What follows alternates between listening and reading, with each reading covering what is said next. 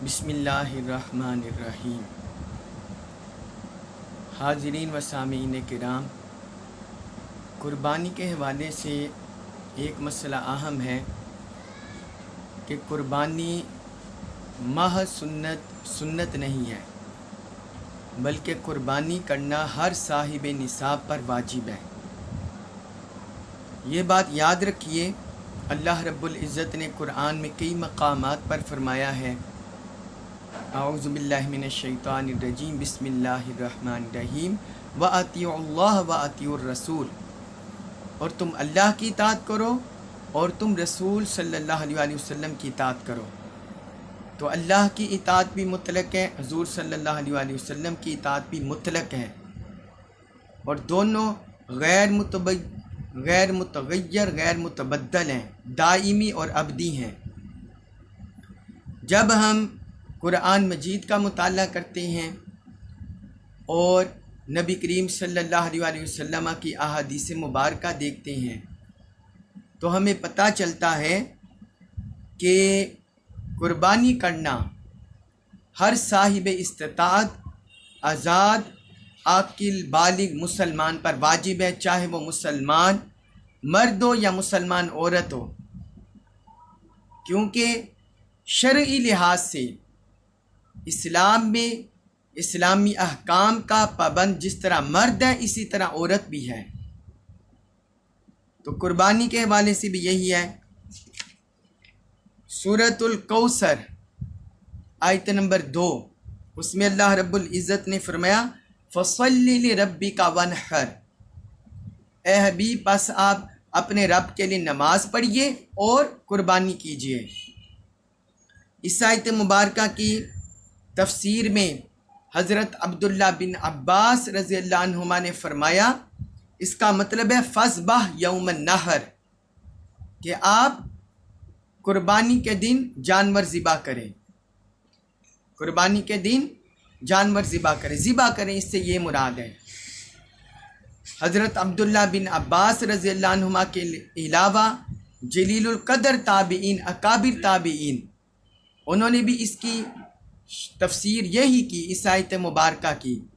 ان میں حضرت حسن بصری ہیں، حضرت مجاہد بن جبیر ہیں، حضرت سعید بن جبیر ہیں، اور حضرت اکرمہ ہیں، اور باقی بہت سے تابعین اور اتباع التابعین کے نام آتے ہیں۔ امام قرطبی نے تفسیر قرطبی میں، تفسیر ابن کثیر میں، تفسیر طبری میں یہ روایات موجود ہیں کہ ونحر سے مراد ہے فَذْبَحْ یوم النحر، یوم النحر، نحر کے دن، قربانی کے دن جانور ذبح کریں۔ اور یہ بات اصول کی روشنی میں موجود ہے کہ جب اللہ اور اللہ کے رسول کا حکم جزم کے ساتھ، یقین کے ساتھ آتا ہے تو وہ وجوب کا فائدہ دیتا ہے۔ یہ ائمہ اصولیین نے یہ قاعدہ بیان کیا ہے۔ امام بزدوی کہتے ہیں واجب کی تعریف میں، لکھتے ہیں ہوا فی الشرع اسم لما لزمنا بدلیل فیہ شبہۃ، کہ شریعت میں واجب اس شے کا نام ہے جو ایسی دلیل سے ہم پر لازم ہو جس پر کوئی شبہ ہو۔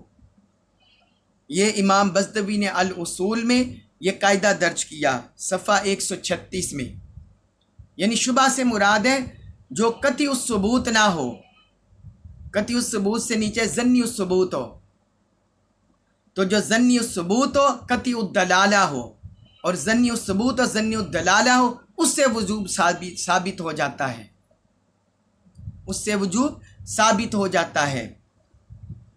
امام ابن نظام الدین انصاری رحمۃ اللہ علیہ، انہوں نے بھی فواتح الرحموت میں تعریف کی ہے، ثبت طلب الجازم بظنی فالایجاب، کہ طلب جازم یعنی پختہ طلب، پختہ مطالبہ جو مکلف سے کیا جائے، کلمہ اسلام پڑھنے والوں سے جو مطالبہ پختہ طریق پر کیا جائے، جو ظنی دلیل سے بھی ثابت ہو، ظنی دلیل سے بھی ثابت ہو، تو فرماتے ہیں ایسا حکم واجب میں آتا ہے۔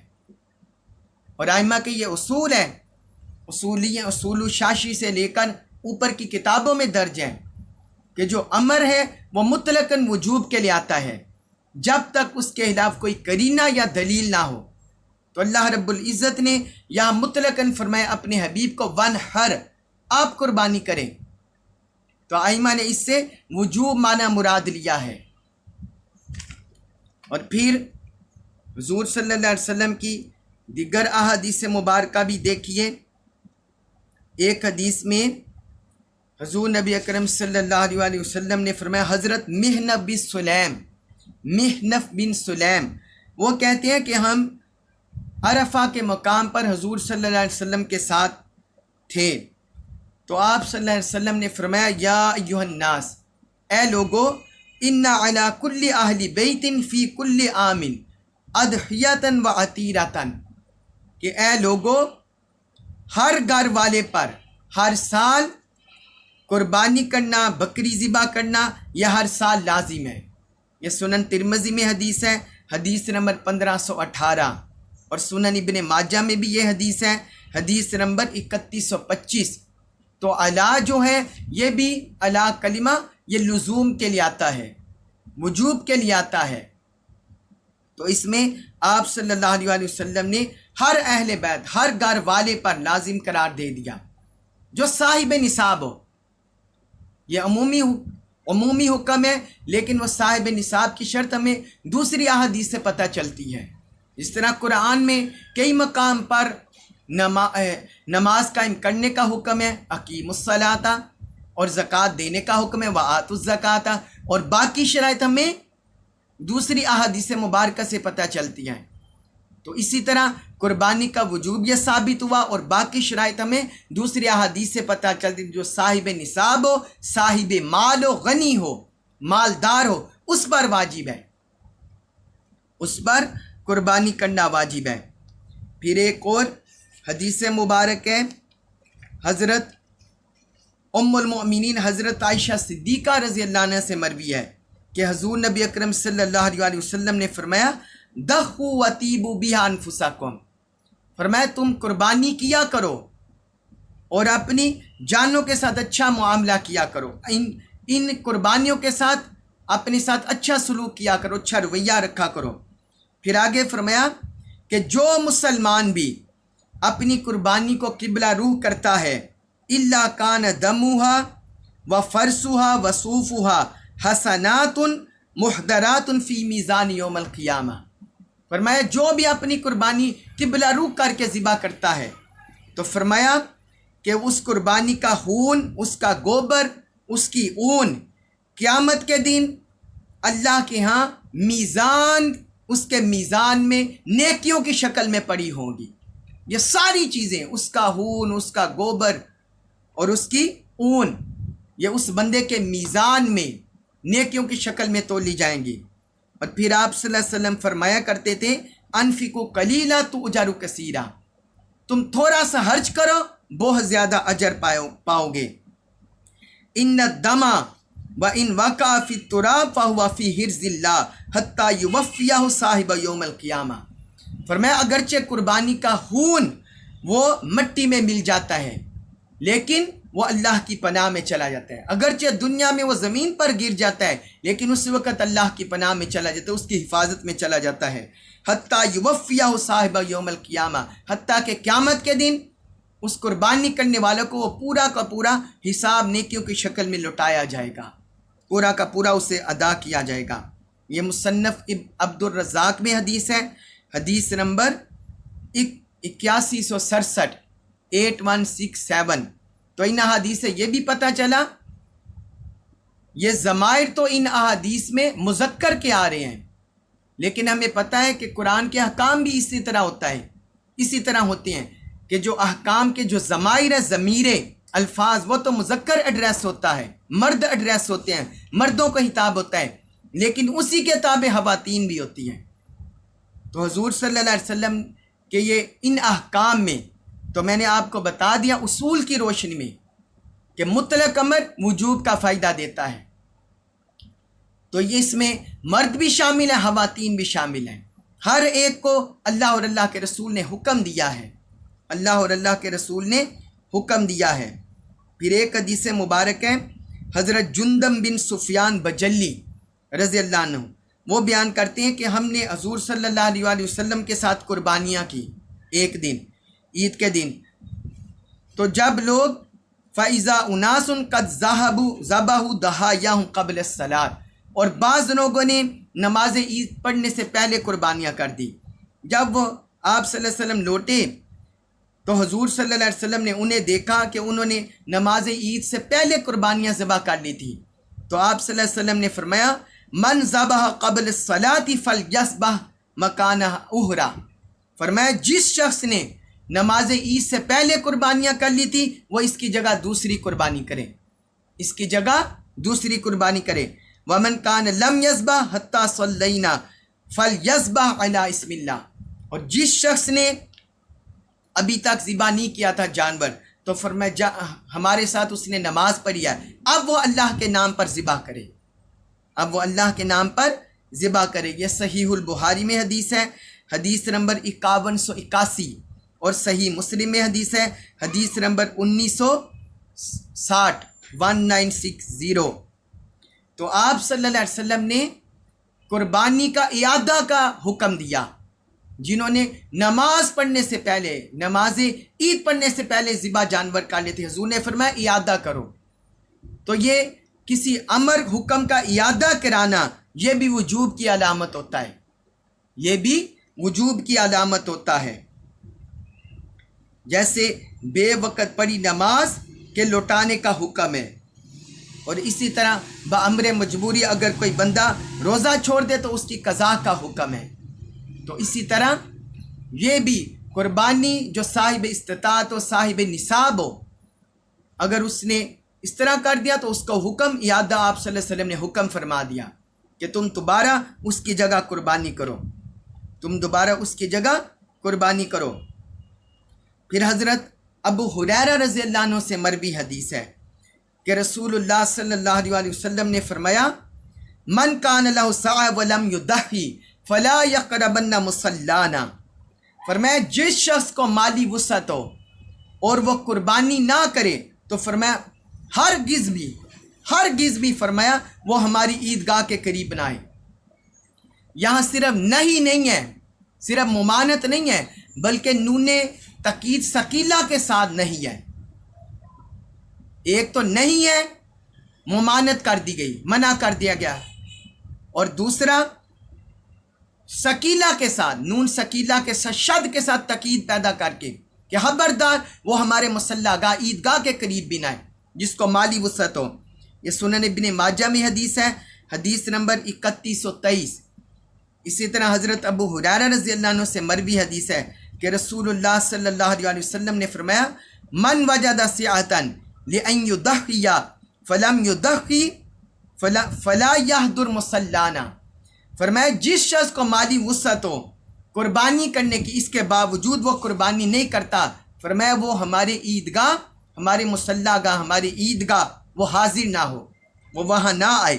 یہ مستدرک حاکم میں حدیث ہے، حدیث نمبر 3468، حدیث نمبر 3468۔ اسی طرح حضرت ابو ہریرہ رضی اللہ عنہ سے مروی حدیث یہ بھی ہے، وہ بھی مستدرک حاکم میں، مزید انہوں نے روایت کیا حدیث نمبر 7565 میں کہ جس شخص کے پاس بھی مال ہو وہ قربانی نہ کرے تو ہرگز بھی وہ ہماری عیدگاہ کے قریب نہ آئے۔ اب یہ دیکھیں یہ بھی وجوب کی علامت ہوتی ہے۔ امام غزالی رحمۃ اللہ علیہ انہوں نے اپنی کتاب المستصفیٰ اس میں درج کیا کہ وجوب کی تعریف یہ ہے ما یصاب علی فعلہ و یعاقب علی ترکہ، کہ وہ فعل جس کے کرنے پر ثواب دیا جائے، یعنی اللہ اور اللہ کے رسول نے کسی کام کا حکم دیا اور اس پر ثواب بیان کیا، اجر بیان کیا، اور اس کے منع کرنے پر، اور فرمایا وَيُعَاقَبُ عَلَىٰ تَرْكِهِ، اور کہتے ہیں کہ اس کے نہ کرنے پر سزا دی جائے، اس کے نہ کرنے پر سزا دی جائے، تنبیہ کی جائے، تو فرماتے ہیں یہ واجب کی تعریف ہے، اس کے کرنے پر اجر دیا جائے اور نہ کرنے پر اسے تنبیہ کی جائے، سزا دی جائے۔ امام غزالی نے المستصفیٰ جلد 1 صفحہ 23 میں یہ تعریف بیان کی۔ اسی طرح غیر مقلدین کے امام ہیں علامہ شوکانی، انہوں نے بھی یہی تعریف کیا واجب کی۔ وہ لکھتے ہیں ما یمدح فاعلہ ویذم تارکہ علی بعض الوجوہ، کہتے ہیں جس کام کے کرنے والے کی تعریف کی جاتی ہے اور بعض وجوہات کی بنا پر اسے ترک کرنے والے کی مذمت کی جاتی ہے. یعنی جو کام اگر کرے واجب وہ ہوتا ہے جس کو کام کرنے والے پر تعریف کی جائے، اس کو اجر ملے، ثواب ملے، اور جس کو ترک کرنے پر اس کی مذمت کی جائے. کہتے ہیں یہ واجب کی تعریف ہے. علامہ شوکانی نے ارشاد الفحول جلد صفحہ 58 میں یہ تعریف کو درج کیا. تو اب یہ دیکھیں حضور صلی اللہ علیہ وسلم نے جہاں قربانی کرنے کا اجر بیان کیا ہے اور اللہ کے رسول کی طرف سے حکم آیا ہے، تو وہاں ساتھ ہی تنبیہ بھی آئی ہے. جو قربانی نہیں کرتا اس سے تنبیہ بھی آئی ہے کہ خبردار وہ ہماری مصلی گاہ، ہماری عیدگاہ کے قریب بھی نہ آئے. تو یہ بھی دلیل قربانی کے وجوب پر ہے کہ جو بھی. اب یہ دیکھیے صاحب نصاب کی تعریف کہاں سے آتی ہے. صاحب نصاب کی جو شرط لگائی گئی فقہا نے بیان کی، وہ کہاں سے آتی ہے؟ وہ یہیں سے نکلی ہے جو حضور نے فرمایا جس کے پاس مال ہو یا جس کے پاس مالی وسعت ہو یا جو مالی وسعت رکھتا ہو وہ قربانی نہ کرے تو ہماری عیدگاہ کے ہرگز قریب نہ آئے. تو یہ مالی وسعت ہونا، مالدار ہونا، یہ دراصل صاحب نصاب کی طرف اشارہ کرتا ہے. کیونکہ معاشی لحاظ سے کمزور درجے وہ یا فقیر ہوتے ہیں یا مسکین ہوتے ہیں. فقیر سب سے نچلا درجہ اور مسکین اس سے اوپر. فقیر وہ ہوتا ہے جس کے پاس ذرائع روزگار بھی نہ ہو، جو دوسروں کا کاملاً محتاج ہو، یعنی اتنا محتاج ہو کہ جس کے پاس روزگار کا ذریعہ بھی نہ ہو، جس کی بنیادی ضروریات ہی پوری نہ ہوتی ہوں اور اس کے بعد روزگار کا بھی ذریعہ نہ ہو، وہ فقیر ہوتا ہے. اور مسکین وہ ہوتا ہے جس کی بنیادی ضروریات پوری نہ ہوتی ہوں لیکن اس کے پاس ذریعہ روزگار ہو. جس طرح سورۃ الکہف کے واقعے میں وہ جو سمندر میں کام کرتے تھے تو اللہ تعالی نے ان لڑکوں کو مسکین کہہ کر اشارہ کیا ہے. اما السفینۃ فکانت لمساکین، اللہ تعالی نے فرمایا کہ جو سفینہ تھا وہ مسکینوں کی ملکیت تھا. وہ مسکین تھے لیکن ان کے پاس ذریعہ روزگار تھا. تو ذریعہ روزگار ہونے کے باوجود ان کی بنیادی ضروریات پوری نہیں ہوتی تھی. تو اس لیے فقیر اور مسکین تو یہ مالدار نہیں ہوتے، مالدار تو فقیر اور مسکین نہیں ہوتے. تو اس لیے فقہا نے کہا کہ شرعی لحاظ سے مالدار، مالی وسعت رکھنے والا وہ ہوتا ہے جو مکلف ہوتا ہے اور جس کی شریعت میں زکوٰۃ ایک مثال ہمارے سامنے رکھ دی گئی. جس کے پاس 7.5 تولے سونا ہو یا 52.5 تولے چاندی ہو یا 52.5 تولے چاندی کے برابر مالی نقدی ہو، یا کچھ چاندی ہو، کچھ سونا ہو، یا کچھ مالی نقدی ہو، یا کچھ چاندی ہو اور کچھ مالی نقدی ہو، جو 52.5 تولہ چاندی کم از کم اس معیار تک پہنچ جائے. اور یہ قربانی کے 3 دنوں میں، پہلے دن، دوسرے دن، تیسرے دن، جس وقت بھی بندہ صاحب نصاب ہوگا اس پر قربانی واجب ہو جائے گی، اس پر قربانی واجب ہو جائے گی. بنیادی ضروریات زندگی کے اخراجات نکال کر، جو بنیادی ضروریات زندگی کے اخراجات ہیں، اس کے کھانے پینے کے، اس کے اہل و عیال کے، ان اخراجات کو نکال کر جو زائد مال بچ جائے گا، نصاب تک پہنچ جائے گا، اس پر قربانی واجب ہے، اس پر اجر و ثواب ہے. اور جو نہیں کرتے ان کے لیے وعید ہے. اللہ تبارک و تعالی. اب بعض لوگ طرح طرح کے اعتراض قربانی کے دنوں میں شروع کر دیتے ہیں لیکن انہیں حیا نہیں آتا. الہادی فتنے، مادی فتنے اور کچھ اور فتنے، لیکن انہیں حیا نہیں آتا کہ جب ان کے ہاں شادیاں ہوتی ہیں یا اور دنیاوی رسوم و رواج ہوتے ہیں، وہاں ہر بندہ، ماں علیحدہ خرچ کرتی ہے، باپ علیحدہ خرچ کرتا ہے، بھائی علیحدہ خرچ کرتے ہیں، بہن علیحدہ خرچ کرتی ہے، بیٹے بیٹیاں علیحدہ خرچ کرتی ہیں، ہزاروں روپے اڑا دیتے ہیں. تو وہاں انہیں خیال نہیں آتا. لیکن جب قربانی کی بات آتی ہے تو یہاں طرح طرح کے فتنے، طرح طرح کے اعتراض پیدا ہوتے ہیں. یہ سراسر اللہ اور اللہ کے رسول کے ساتھ تعلق کی کمزوری ہے. اللہ تبارک و تعالی ہمیں دین کا کما کو فہم نصیب فرمائے، اللہ اور اللہ کے رسول کی کما کو اطاعت توفیق عطا فرمائے اور ہمیں کامل اطاعت نصیب فرمائے. وما علیہ الا البلاغ المبین.